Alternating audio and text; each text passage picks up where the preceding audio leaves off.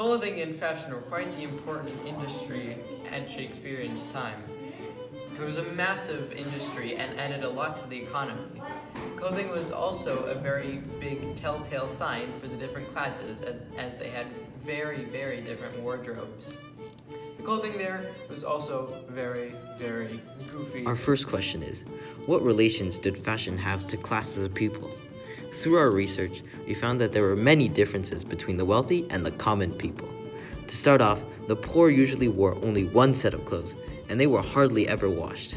Women were the ones who would make them, and the material would generally be rough wool or linen.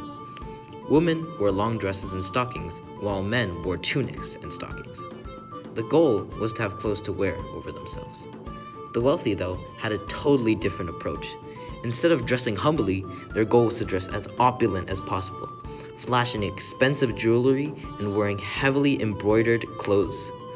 The wealthy just wanted to show they had plenty of resources to burn. Okay, our second inquiry question is, was fashion in Shakespeare's time very goofy? Yes, of course. Fashion in Shakespeare's time was super goofy.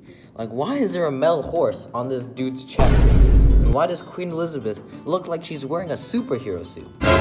Well, this is because back in the day, the main goal of fashion was to try to seem super rich, as I already had said, and have an impression of wealth.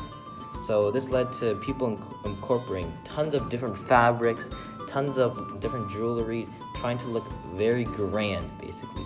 Some of the popular fashion styles were tight and long collars up to people's chins, and the overall look of the wear seemed very tight and compressed, making it really hard to maneuver your body a lot.